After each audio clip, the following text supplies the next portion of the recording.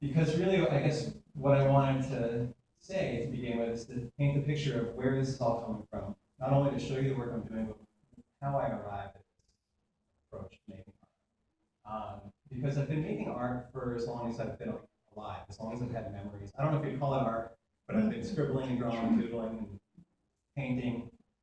It's just something that's always been fun for me. It's always been part of my life. Um, Crayons and markers and paint and pencils were toys for me. Um, and so that I identified that relationship to the creative process as a foundational part of my being.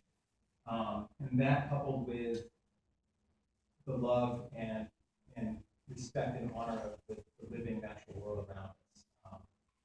I was really fortunate to grow up in a rural, beautiful place in central Vermont where I had access to really amazing variety of ecosystems.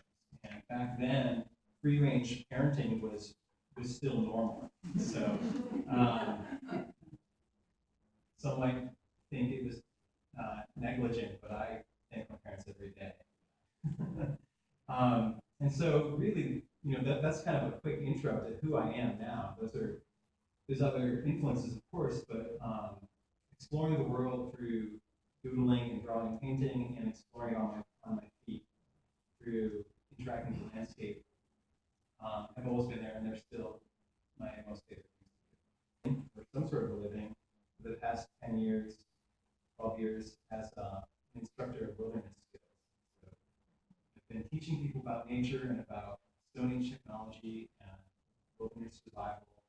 Primitive technology is another name for these things. That's been my livelihood, and I've found myself in this situation regularly. This very familiar situation where I have experienced this tension, where as I was focusing on my art, I feel the tug of the wilderness skills calling me, the neglect of wilderness skills. And then I would shift my attention to the wilderness skills, and I feel the art feeling neglected.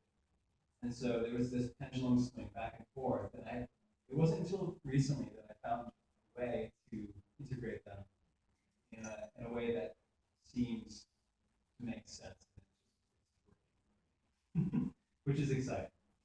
And so, this is an image to exemplify one of those aspects of my life.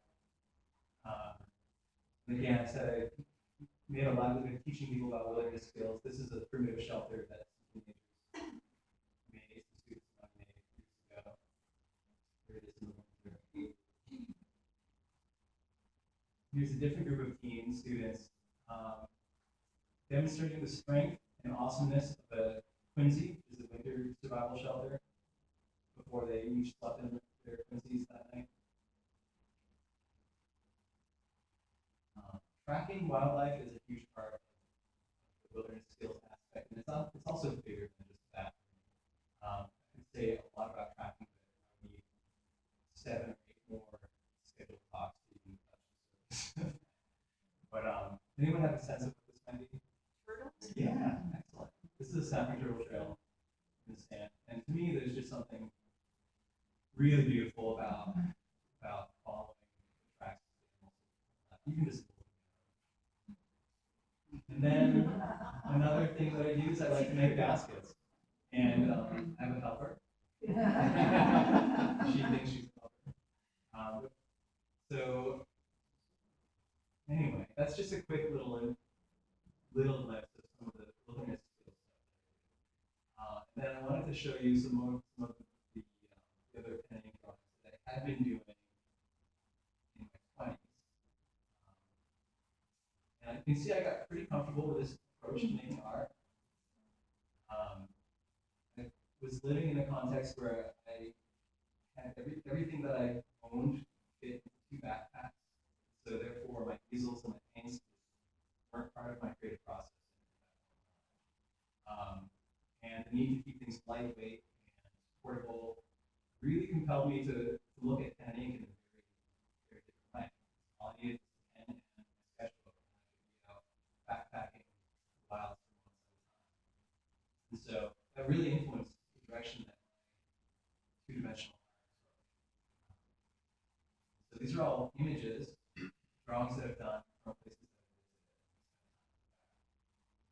section here.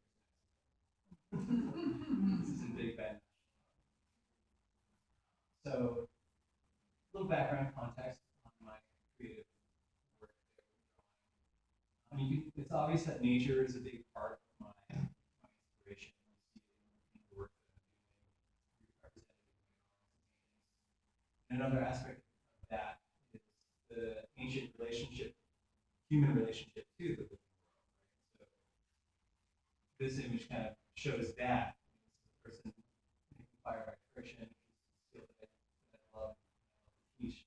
And to me, there's just something beautiful about that ancient, inherent, birthright relationship to human beings and the skills, ancient skills that are basically near extinction in our modern context. So I represent that in my work as well. And I think it's so people ask, when did I start making my art supplies from landscape? Where did that all come from? Wildcraft art supply approach. And the answer is that while I was in a period of time where I was having that struggle, feeling guilty for neglecting my pursuit of primitive skills and or my pursuit of fine art, it occurred to me that I would do an experiment, run a summer camp for local teenagers to see how much of our own art supplies we could make in a Stone Age context or semi-Stone Age context. And it really began as a thought experiment. How much of our art supplies could we make from the landscape with a low tech, or in other words, without metal, glass, plastic, or paper. Could our Stone Age ancestors have made fine art we have interest in making?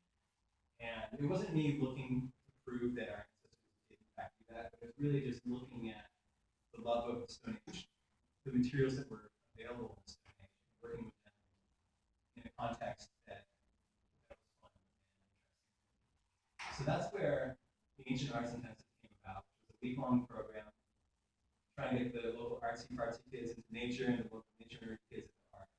And I had about 12 kids, and they all had a blast. It was wildly fun. We had so much fun. And by the end of that week, I realized, oh man, there's more.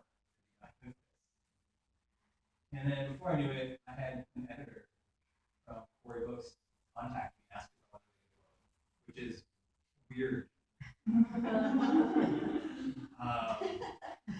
And it was weird for a couple of reasons. One, is usually not how it works.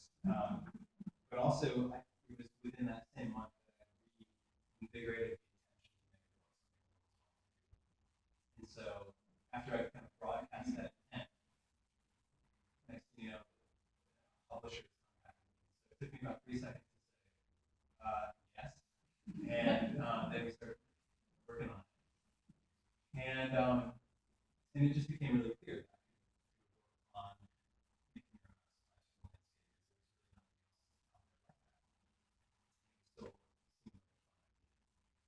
And so here we go. The rest of these pictures really show a lot of